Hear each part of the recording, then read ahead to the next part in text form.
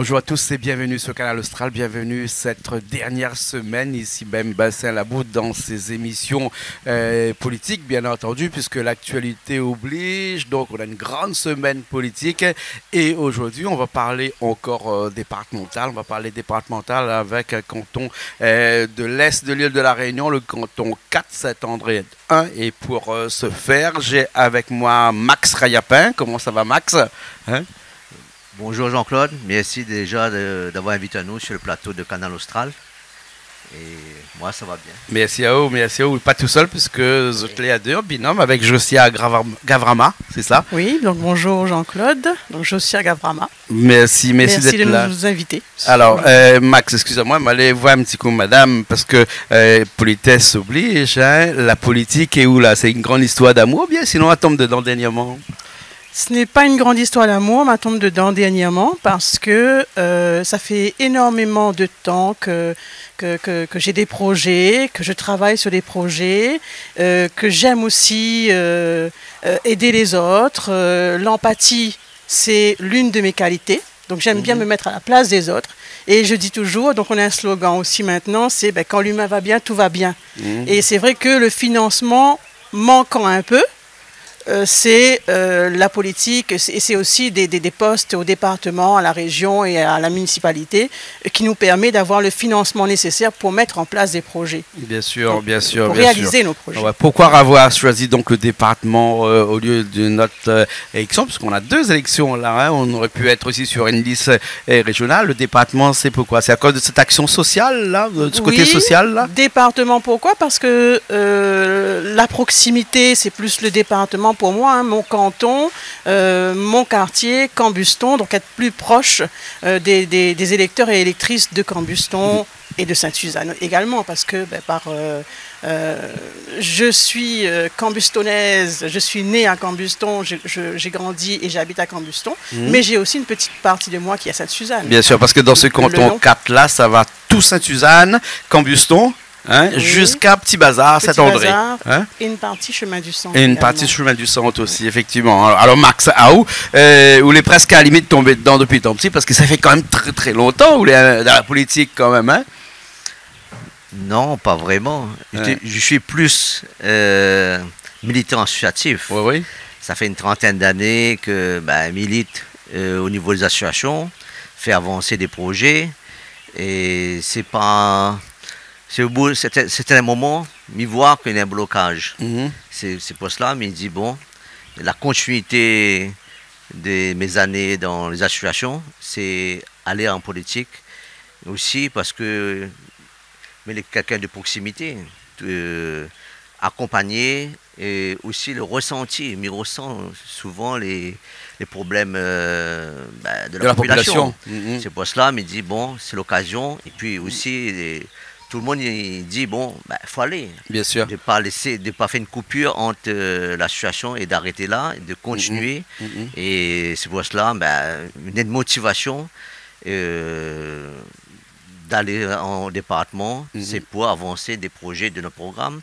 Et aussi, avec cœur, comme notre slogan, agir avec cœur pour avec vous. Cœur. Et sincèrement, et comme je connais aussi Missot est ma village de près, je suis grandi à Sainte-Suzanne. Aujourd'hui, je pense que le canton 4, c'est un canton que je connais. Et Sainte-Suzanne, je connais les gens. Et les autres aussi connaissent moi. Je suis toujours œuvré. Et je pense que je serai là pour eux autres. Et m'a fait avancer les projets que nous allons mettre en place. D'accord. Max, vous parlez tout à l'heure d'association, parce que ça fait 30 ans que vous êtes dans l'association. Hein. L'association, c'est comme on dirait un petit peu le trait d'union entre les donneurs d'ordre publics, hein, qui sont généralement des politiques, hein, et ensuite la population directement. Hein. Les associations aujourd'hui, ils tirent à boulet de canon dessus, puisque on a l'impression que plus personne n'y pense à ces associations-là. Nous avons vu dernièrement qu'à la région, les subventions pour les associations ont baissé. Hein, au département aussi, pareil. Même si sur le département, il n'y a pas énormément de subventions allouées aux associations, c'est beaucoup plus pour la région. Mais est-ce que vous pensez vraiment que les politiques la passé dans un rang d'oubli toutes les associations? Ils n'ont pas compris que sans les associations, eh ben, une collectivité ne peut pas marcher. Hein, parce qu'il faut aussi des petits bras pour aller aider tous ces gens-là. Et ces petits bras-là, c'est les associations. Hein. Ouais. Ce que me dit toujours, les associations, ils fonctionnent avec le bénévolat.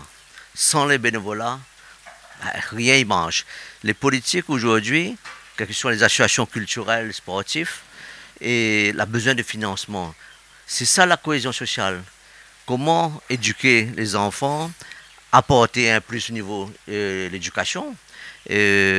Parce qu'aujourd'hui, quel que soit au niveau du sport, si quelqu'un veut aller au professionnel, il faut un niveau d'école. Bien sûr. C'est par ce biais. Nous, dans notre projet, c'est mettre les soutiens scolaires dans les quartiers. Au moins, le mamaï, il apprend déjà. Il va faire du sport, il va faire la culture. Et il faut avoir le financement pour encourager ces bénévoles-là. Parce que sinon, c'est la base. Parce qu'aujourd'hui, quelles que soient les politiques, on ne peut pas embaucher tout le monde. C'est impossible. Mais aujourd'hui, nous nous retrouvons encore dans le monde associatif, l'isolement. Avec le Covid, l'a amplifié. Faut créer d'autres associations, déjà financer ce qui existe déjà, et amplifier aussi avec d'autres associations, pour au moins tout le monde y retrouve sa place. Et puis, on dit tout le temps, vivre ensemble, le plaisir de vivre ensemble.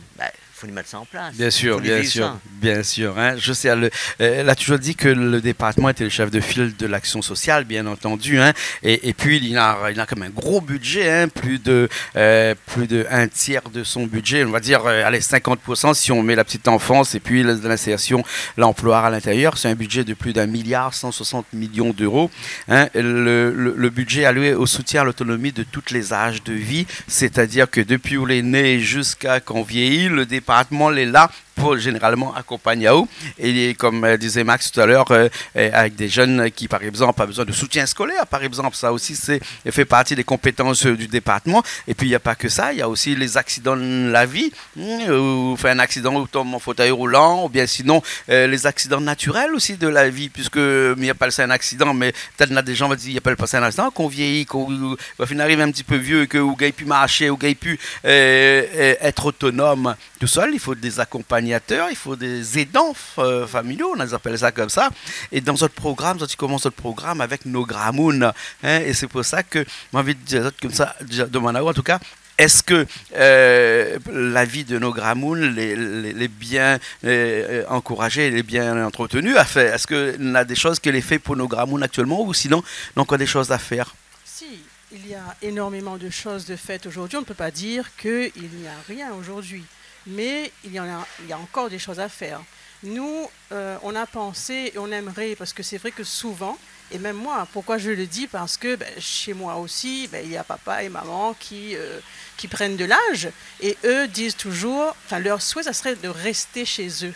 Donc nous, on aimerait plus aller dans ce sens-là, pour que les Gramoun restent et soient vraiment épanouis chez eux, que d'aller dans une maison de retraite ou un EHPAD, par exemple. Hein. Essayer de mettre en place des choses, mettre en place des projets pour que ces anciens-là, ces vieux, j'aime pas dire les vieux, ces anciens restent chez eux, entourés de leurs enfants, et puis puissent vraiment vieillir et s'épanouir. Et je perds le fil, j'allais dire. Ouais. Nos Gramoun, vraiment, est-ce qu'ils sont bien accompagnés? Parce qu'on a beaucoup d'aidants familiaux actuellement, hein, qui sont chez nous, et ça, c'est vraiment le domaine de compétence du département. Hein. Est-ce qu'on a l'impression que nos Gramoun sont aidés, par exemple, de plus en plus, hein, un exemple, hein, les papiers à faire se fait plus sur du papier comme ça, mais se fait de façon électronique, hein, de façon numérique, hein, et nos vieux ont des gros problèmes. Là aussi, est-ce qu'il y a des accompagnants pour ça, pour les aider? Il y a des accompagnants, il y a des associations qui existent, mais pas suffisamment. Donc nous, c'est vrai que le départ de notre projet même, c'est de créer une antenne dans le canton 4 qui seraient là pour cela justement. Et ceux qui ont besoin, donc même nos anciens ou pas, peuvent venir, ou bien nous irons vers ces personnes-là pour justement leur demander ce qui leur manque. Parce que pas tous ont besoin de cette aide-là, mais il y en a effectivement qui en ont besoin. Donc dans l'antenne, il y aura des professionnels qui seront là et qui pourront apporter cette aide-là, c'est-à-dire les aider à faire leurs papiers ou bien les aider, les orienter. Donc ça va être une antenne qui orientera correctement nos anciens ou bien quelles que soient les personnes. Parce que moi je pars du principe que je pars en politique, je serai conseiller départemental, mais pour tous. Parce que pas seulement pour le canton 4, pas seulement pour le canton 4, mais pour la Réunion aussi. Pour la Réunion, et puis pour toutes les catégories de personnes, pas forcément les plus défavorisées, parce qu'il y a aussi la classe moyenne qui... ah oui, on n'en parle pas de la classe moyenne qui souffre actuellement. Moi j'en parle parce que je sais, j'en fais partie. Et c'est vrai qu'à un moment donné, à la fin du mois, on n'arrive pas forcément à joindre les deux bouts. Donc, on est là aussi pour eux. Pour moi, c'est travailler pour tous. Bien sûr, bien sûr, bien sûr. Et puis quand on est bien, quand on se sent bien, et qu'on a ses proches à côté du soir, c'est bien. Mais si son cadre de vie aussi est insalubre, si l'endroit où on habite n'est pas, il n'y a pas de route, ou bien sinon on n'a pas de sanitaire, toute cette amélioration de l'habitat qui font partie aussi du quotidien du département, parce que c'est dans son domaine de compétences. Là aussi, il y a énormément de choses encore à faire, Max. Oui, c'est sûr. Je rebondis dessus, déjà par rapport au pôle, nous, c'est de mettre une brigade, de compléter ce que Josia avait dit, de mettre une brigade pour recenser les besoins du canton. Parce que quand on voit comme dire, nos grands mondes, les personnes qui ont un problème d'handicap, ils ont ce problème de dossier. Un dossier qu'il faut monter. On a un parent, un grand-parent, les âgés, il faut déplacer. Et souvent, c'est trop lourd. Trop lourd, les dossiers trop lourds, et je abandonne. Et c'est quand même dommage. Et il faut venir accompagner ces gens-là. Il faut venir accompagner les autres démarches sanitaires et compagnie, pour que je l'épanouis, je vivre. Dans le canton 4, nous avons un gros problème là-dessus. Que pas mal de personnes, et c'est pour ça que le programme il revient du terrain. Bien sûr, bien sûr. Les grammones, l'amélioration de l'habitat, la santé aussi, c'est votre priorité. Oui. La santé également. Et il y a deux points qui reviennent souvent, parce que j'ai fait quand même beaucoup de terrain l'année dernière pour les municipales à Saint-André. Et souvent on nous dit, lorsqu'un quelqu'un va se faire soigner en métropole, par exemple, on est obligé de passer par les ondes pour pouvoir avoir un financement. Alors que c'est possible par le département, c'est possible par la région et c'est possible par la municipalité également. Donc, s'appuyer là-dessus également pour qu'il y ait un accompagnant qui soit pris en charge et qui accompagnera la personne qui va se faire soigner en métropole. Parce que dans ces moments-là, on a besoin d'être encadré, on a besoin d'être soutenu. Donc, le département pourrait être là pour ça également et pourrait aussi être là, arriver là-bas. Parce qu'il faudrait aussi encadrer ces personnes-là là-bas, parce que quand on arrive, c'est pas forcément la Réunion, peut-être que on se sent perdu, et quand on sent, et c'est vrai, moi j'ai fait mes études en métropole, quand on arrive là-bas, c'est vrai que on se sent un peu perdu, sentir un petit peu l'odeur de la Réunion, bien sûr. Le côté chaleureux de la Réunion, les bien aussi. Et il y a également ceux qui ont besoin de rapatrier une personne décédée en métropole. Le financement est là, mais arrive trop tard.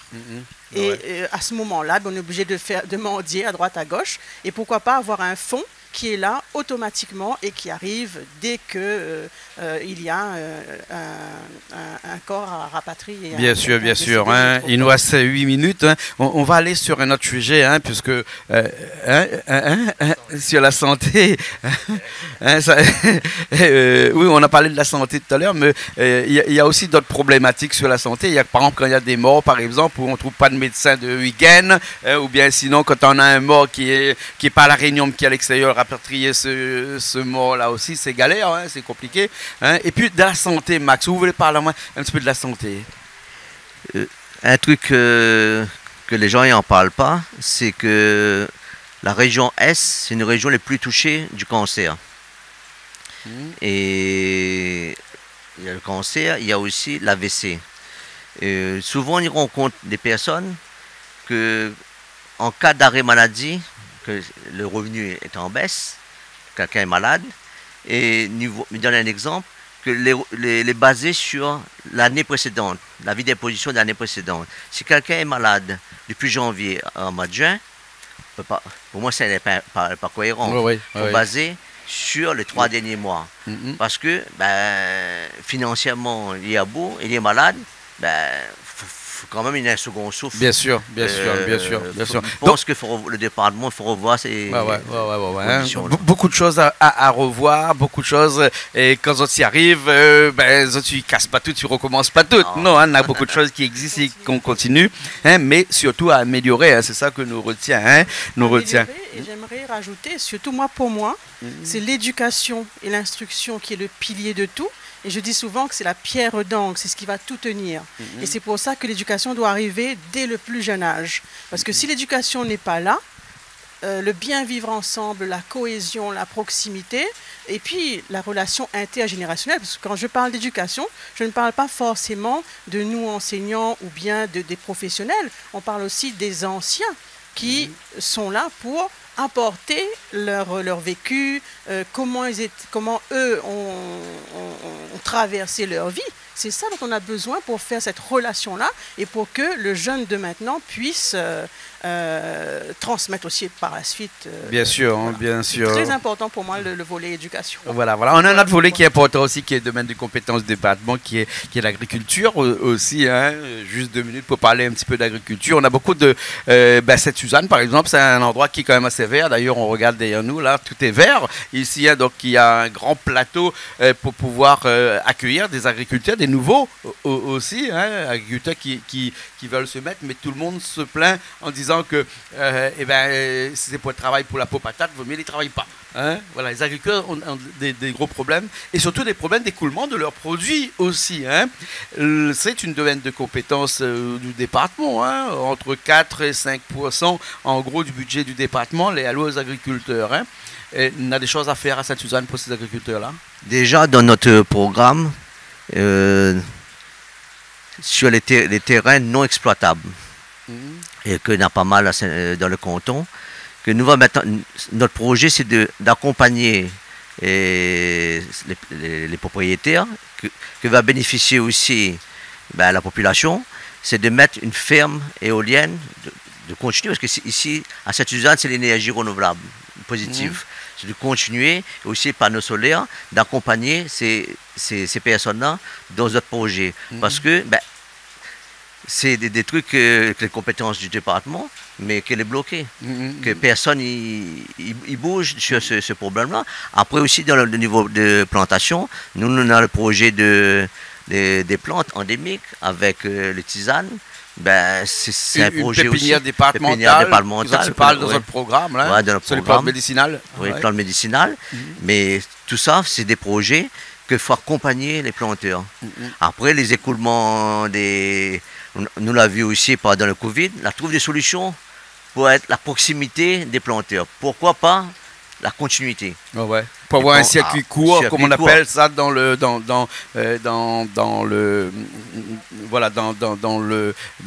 l'écoulement des produits de ces agriculteurs, puisque beaucoup d'agriculteurs se plaignent aussi parce que c'est normal, ça vous plante toute salade et puis vous vendez à un bazardier à 30 €. La salade, vous retrouvez dans des grandes surfaces à 2 €.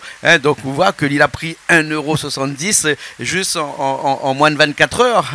Des fois, comme il dit 24 heures, c'est moins que ça. Donc, favoriser le circuit court pour faire en sorte que ce planteur-là, quand il vend son salade, peut-être il va vendre un petit peu plus cher, mais il va aller directement du producteur au consommateur. Et pourquoi pas aussi utiliser et obliger vraiment toutes les collectivités dans les écoles, par exemple, à utiliser des produits frais, des produits de nos agriculteurs. Ça, donc, c'était un volet aussi. Mais on aurait pu parler aussi de l'eau, puisque l'eau aussi est un domaine de compétence du département. L'eau pour les agriculteurs, puisqu'il y a des terrains arides. Bon, après Sainte-Suzanne, il plaît beaucoup. Regarde ici, il pleut un petit peu là. Mais par contre, on a un point sur notre programme qui intéresse à nous, puisque que je pense que le département a laissé un petit peu tomber ce côté culture, là, notre racine, notre histoire, comme ça, tu parles dans notre programme, là. Puisqu'il faut savoir que c'est seulement 1% du budget du département qui est alloué à la culture, hein, pas la culture légumes, hein, la culture, la musique, tout ce qui est le théâtre, la peinture, enfin toutes ces œuvres qui font que l'homme ne peut exister sans culture. Hein. C'est pas moi l'a dit, mais nous remarquons tous les jours que là, avec le Covid, ben, il y a eu beaucoup de spectacles qui n'ont pas pu être faits, beaucoup d'artistes qui n'ont pas pu s'exprimer. Et la population est mal, parce que pour qu'une population puisse bien vivre, il faut aussi qu'il y ait un petit peu de culture. Hein. La culture, c'est pas grand-chose. Et dans notre programme, ils parlent de culture, ils parlent de musée, hein, du Maloyard à Sainte-Suzanne, c'est ça? C'est ça, oui, à Sainte-Suzanne, monsieur. Je laisse la place à monsieur hein? Oui, ouais, Max. C'est quoi ce musée? Un musée du Maloyard à Sainte-Suzanne. Mais Sainte-Suzanne, c'est vraiment l'endroit du Maloyard aussi. Hein? Sainte-Suzanne, c'est le BSO du Maloyard, hein, à La Réunion. Et c'est pour cela, nous disons qu'il faut faire un musée du Maloyard avec un village, pour garder aussi l'authenticité du Maloyard. Parce que nous aimons bien danser, nous aimons bien en profiter avec la famille, les proches, mais il faut structurer, il faut nous mettre en avant notre culture. Bien sûr. Il y a d'autres cultures aussi à voir, mais Sainte-Suzanne, il ne faut pas nous oublier ça.